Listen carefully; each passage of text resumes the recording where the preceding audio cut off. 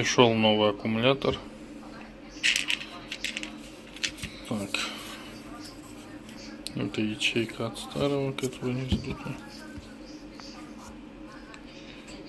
По емкости, ну, написано 18, ну, как на оригинале 10 тысяч должно быть.